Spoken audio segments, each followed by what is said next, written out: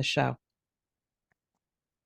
Hello, I am Deb Coviello, the Drop-In CEO, and I want to welcome you again to another amazing episode where week after week I have the great fortune of speaking to C-suite leaders and bringing their insights to you and hopefully inspire you.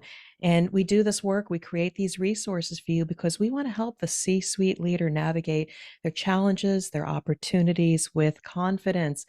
And this week, I am pleased to introduce to you Pete Vanderveen, who has over 20 years of experience in scaling and go-to-market strategies. And he's had the privilege of helping businesses unlock their full potential through a hands-on, collaborative approach. He's dedicated to delivering guaranteed results by coaching and working directly with companies to achieve sustainable growth. And he doesn't just advise, he actively participates in the process. This is very much like myself, equipping and empowering businesses for those strategies to scale and realize significant returns. I'm going to let Pete talk about more of the details of his tremendous career. But Pete, I just want to say thank you for dropping in on the show. Thank you for having me. So, to my network, I actively look for C-suite leaders, people with CEO titles, presidents, because I know they have done the hard work. They have focused not only on their career, but building amazing companies, building amazing teams. And Pete is exactly that person, and why I wanted to learn from him and bring his thought leadership to you, my audience. So, Pete, I would love for you to take an opportunity to share a bit about yourself personally and a bit about your journey and how you've arrived at the work that you're doing now. Sure.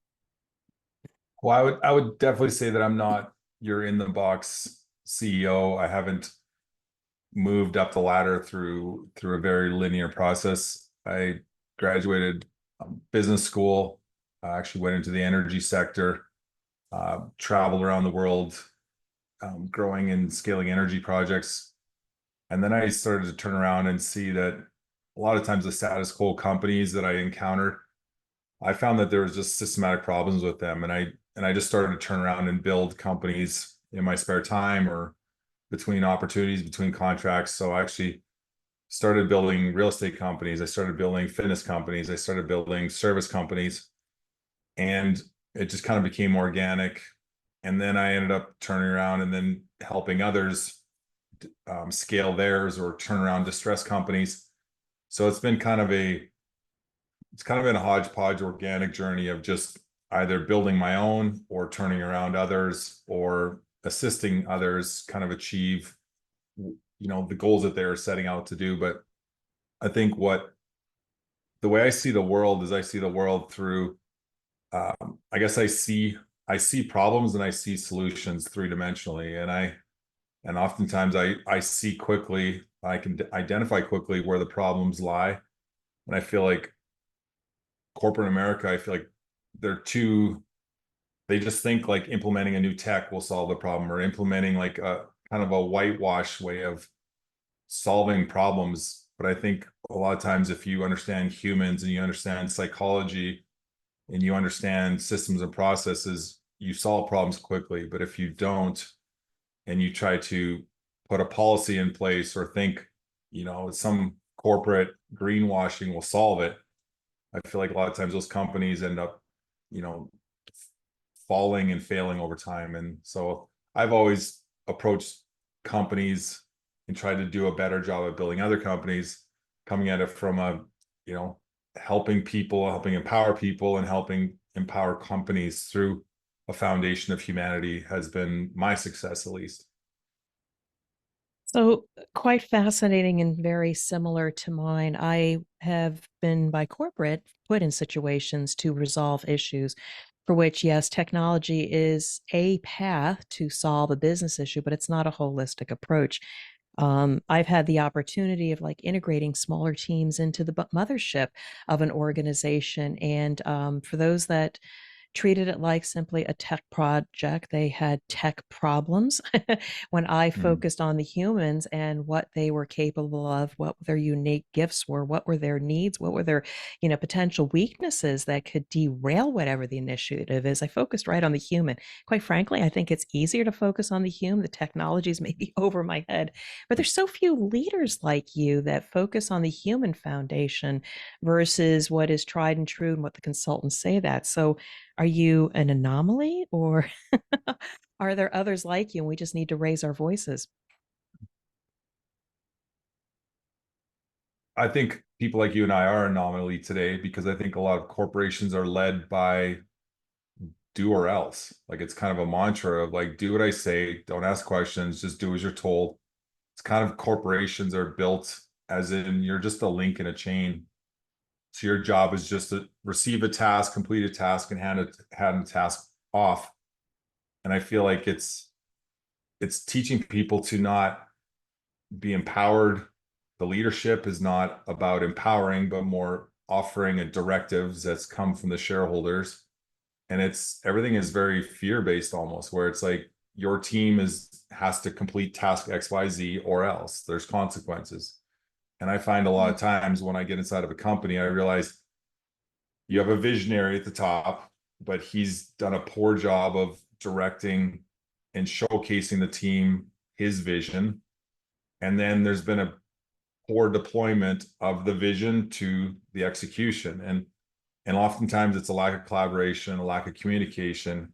And I think now in this tech heavy environment, it's easy to disseminate directives rather than create environments where collaboration and communication are richly ingrained in the execution. So I think a lot of times you've got the corner office saying, well, here's our goal, shareholders drive it, the CEO directs it, and everyone else is just supposed to follow suit.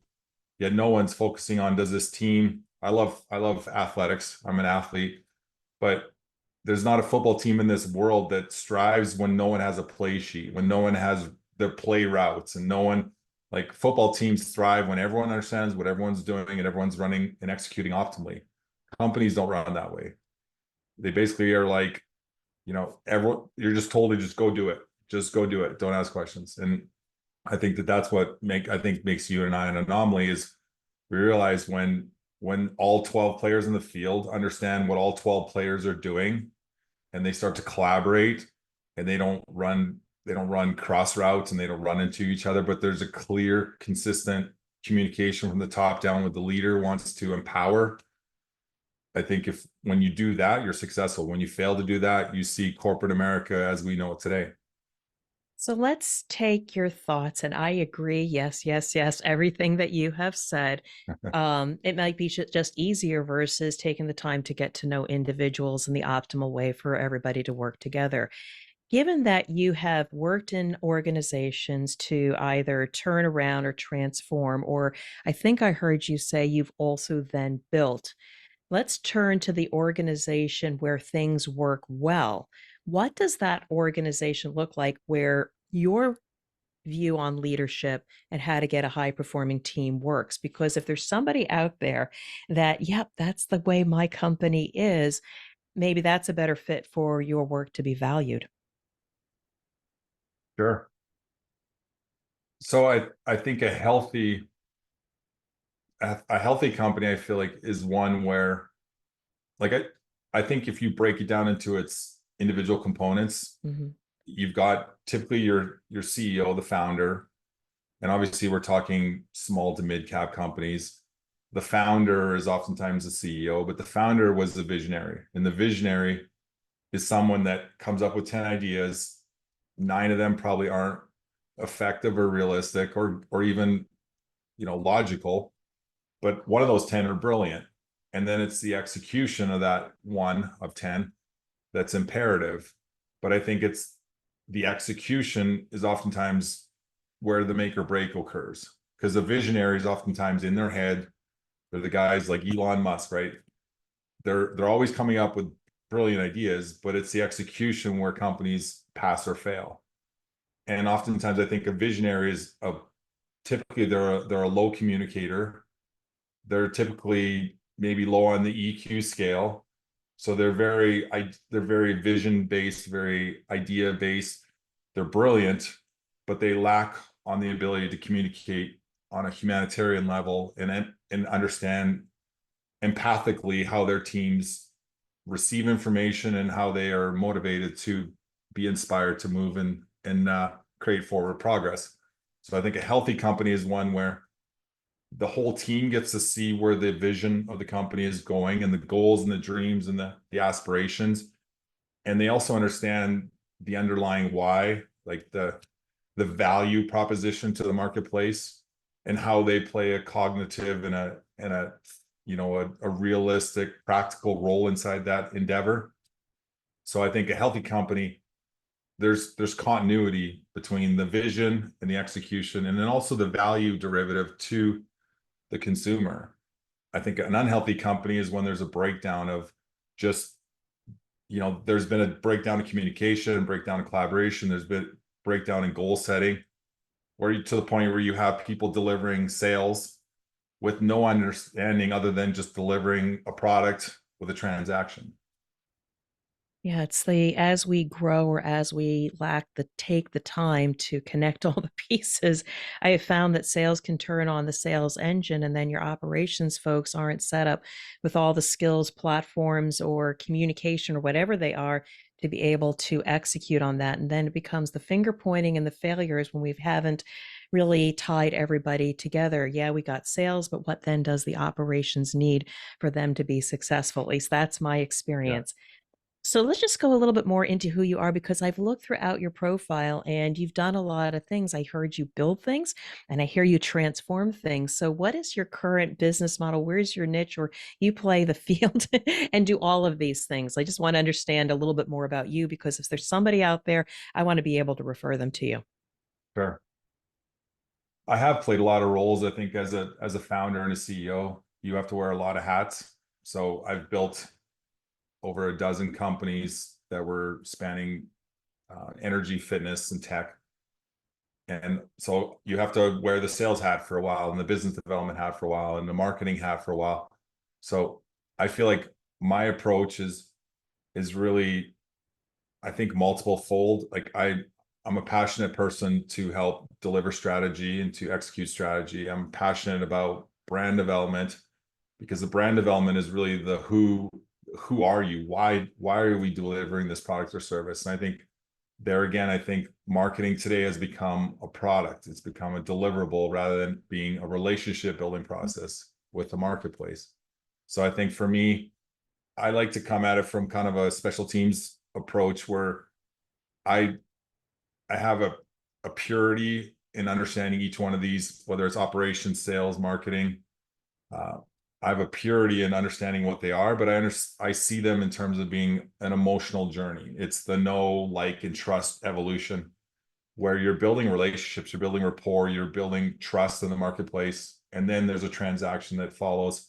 So I see operations as operating teams that are healthy are ones that there's a there's a there's a team approach to it. There's a relationship between the people. There's a trust in the leadership, and then there's a trust in what they're doing and how they're important in that process. Marketing has to be you're delivering value to the marketplace, but you want your consumers to trust you and to know that you're not just there to exploit them, but to empower them. And I think leadership has to be about understanding that you have to build rapport in your teams. If your teams don't trust you and they just think they're here for a short term, and when they complete a task, they're no longer valuable, well, there's no longevity to the company. So I think there again, I come at it from a humanitarian standpoint, but I see it as I like strategy and I like sales, marketing, and operations. But I think I have a unique approach where I know how to make an athlete become 5 times better at what they do because I came at it holistically. And I think a company, if you have 1,000 employees and you make 1,000 people 25% better, you're going to exceed all the shareholder expectations. I got to go there for a second. I may have told you before we got on here that I'm in the process of recording my audio book for the CEO's Compass. And one of the chapters or sections I just read was, why can't everybody be a high performer? you hire everybody because they're excellent, they fit the job description, you've got high expectations. And then on an annual basis, some HR organizations say, well, you got to put people in a 9 box. You got your high performers in the upper right, you got your low performers, your bottom 10% in the lower right, you got your steady eddies in the middle, and we're forced to profile and segregate people.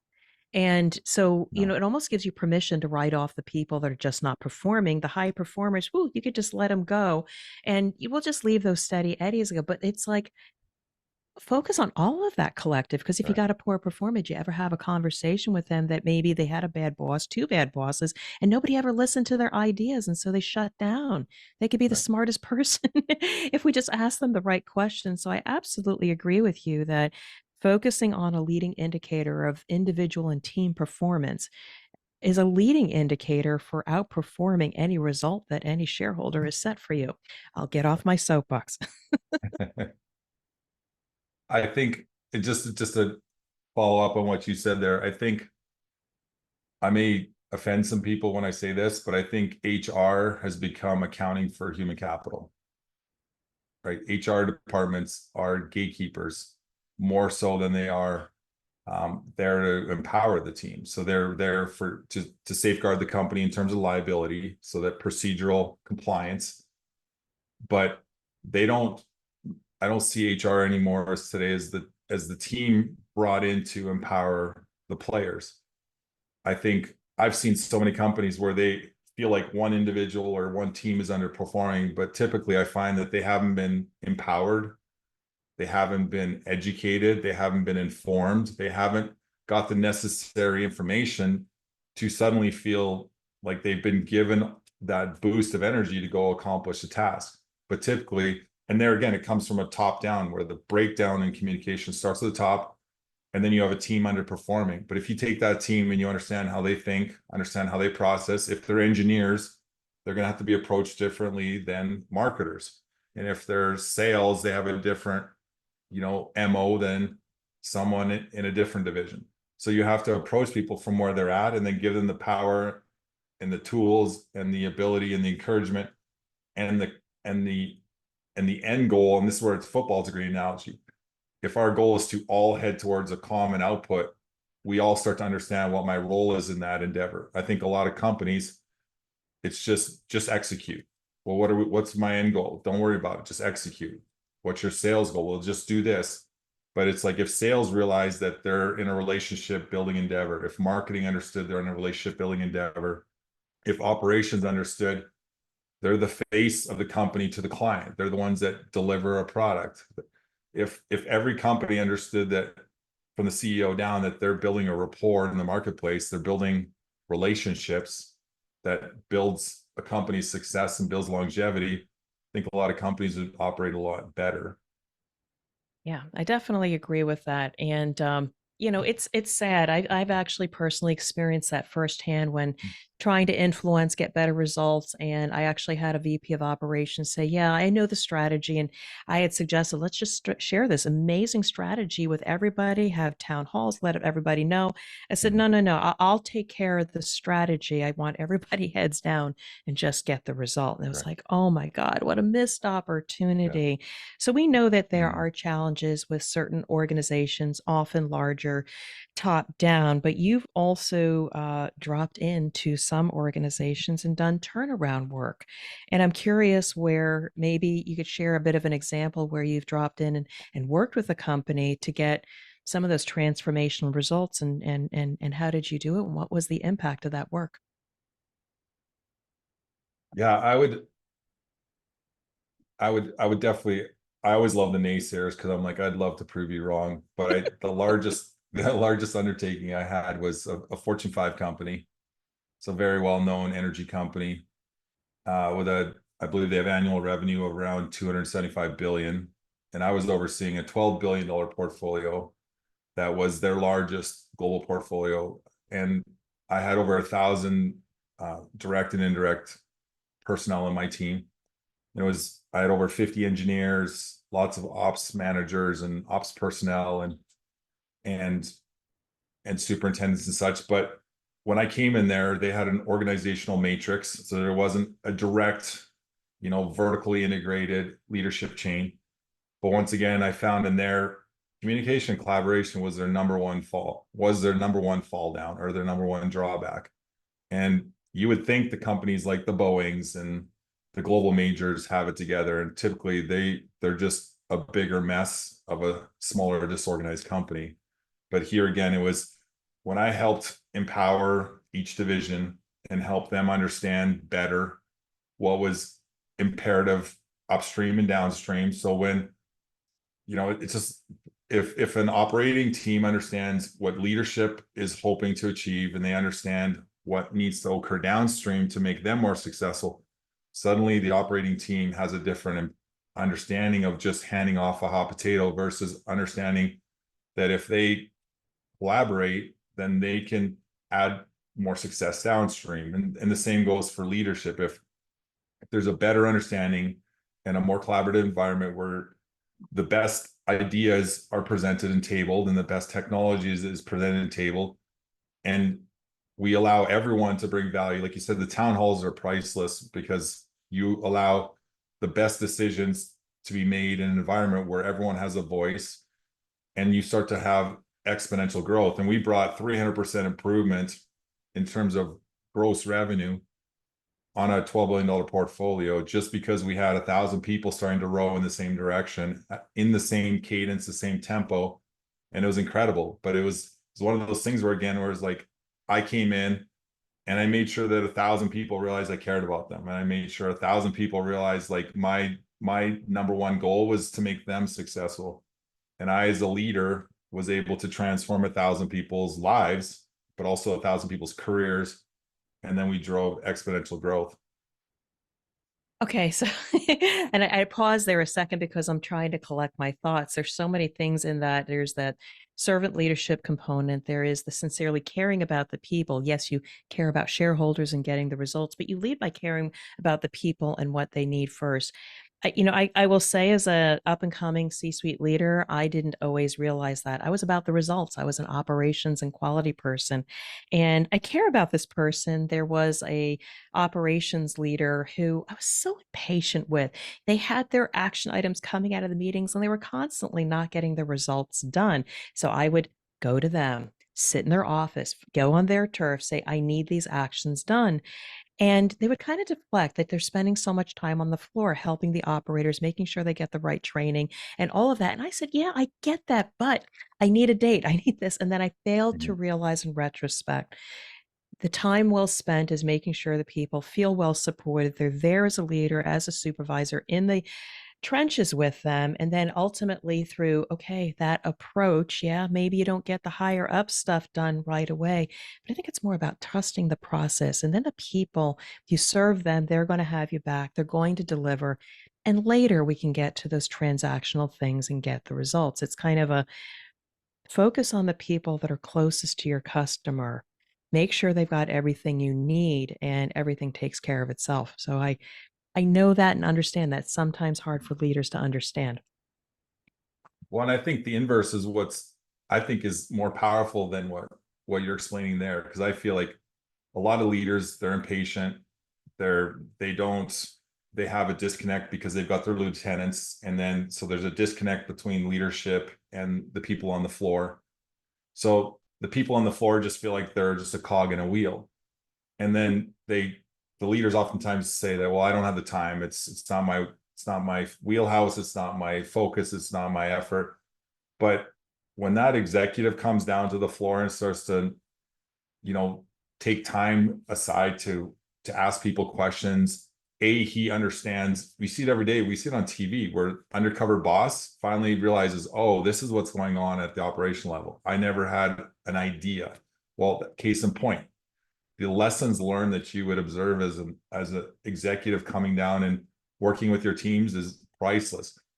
But also, what you oftentimes will find is like, oh, this isn't a bad employee. This person just doesn't, they just were never shown. They were never taught. They were just expected to fit a place and fit a role.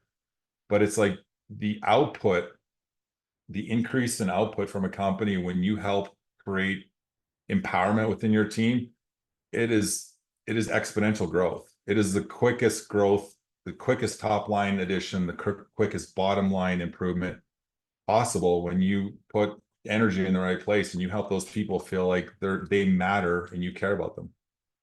So this makes me smile because I recently had a client engagement where they asked me to do an assessment. Again, drop in CEO, where were the opportunities or challenges? Because they were starting to feel a little bit of pain in the growth. They were starting to have a few quality issues. And the interesting thing is, I, with my hat on, I also saw opportunity, make it easier for them to do their job, give them the right instructions, see if we can error proof things. Let's fix, some of the technical issues so they don't have to do workarounds. But the CEO was very firm. But I also need to put in a training coordinator. I said, because he had the vision that we're constantly going to have new people coming in, people exiting. Want to focus on training the people and making sure it's not just a transaction, but understand the why of what they're doing. And at the end of the day, I said, you know what, that is the right thing. And it shows me that that leader cares. He's willing to put his head out there. Let's add an additional resource focused on assuring everybody has the knowledge and information they need to be successful. And so that is why I love working for small, medium-sized companies Mhm. with CEOs that want to see their baby succeed far Yeah. beyond their particular experience. So I'm going to ask you another question. You come in and do this work. You just have an ability, and I love what you said in the beginning, to be able to see what others cannot see.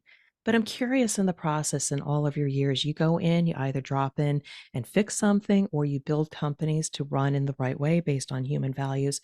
But along the way, has there been anybody that you've taken care of or you learned from that maybe had a really significant impact on you and your particular leadership? Yeah, I think over the years I've had a few influential people that I was impressed with because the I think one in particular that stands out to me the most was at the Fortune 5 company, but he was an individual that managed an incredible amount of people and an incredible large portfolio, and yet he was the type of person where he knew everyone's name, he knew your wife's name, he knew your kids.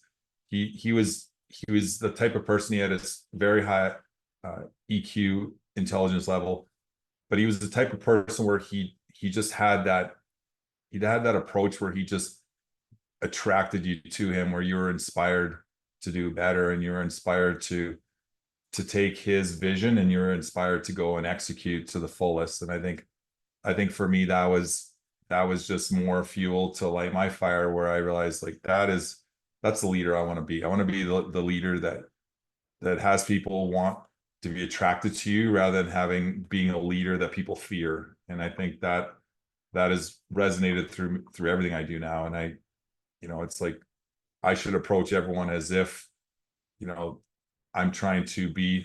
I think a servant leader is really someone that looks to add to another person what they're missing.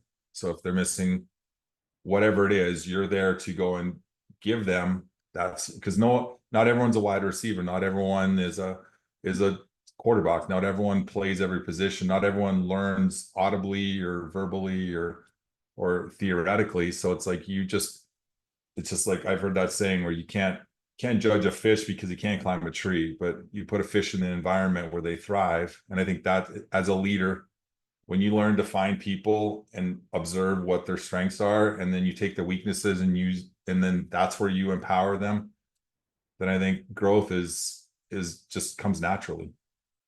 Yeah, that reminds me of an example. I went into an organization. We had a particular objective, get them a particular business certification, but we did notice an opportunity or weakness in their organization. They had a very talented subject matter expert that would execute in a certain way, but when it came to adding on more skills or process development or maybe considering new technologies, it wasn't a strength of theirs, but their strength was Yeah. executing the plan every day. So rather than tossing that person aside, the leadership in the company says, we're going to supplement him with other Mhm. people that we bring in with the skills that maybe they may not have the product or process knowledge, but they know how to do all the things that that person does not. And I look at that team now, and they basically have doubled in size, built a new Yeah. building, and they're still humming along because they celebrated the intellectual property and talent of a very senior person and surrounded him with additional talent. to ultimately achieve the outcome. So again, I love what you say so much about focusing on the humans, what are their Mm. talents, maybe moving them to different environments where they can succeed. It's almost nothing about the product, process, or shareholders. Is how can I move the pieces around and give them what they need to be successful? So Yeah. I love what you do. Now, if there is somebody out there that could potentially use your support, could you be very specific, either by industry, size of company, whatever demographic, whatever persona you might put out there? So if there's somebody out there that says, "Ah, I need to talk to Pete," or "I know somebody that's in exactly that situation," I'd love you to frame that out so people Sure. understand what, your business and how you serve. Yeah, I would think the niche that I try to focus on is operations, and typically operations in terms of tech, manufacturing, and energy.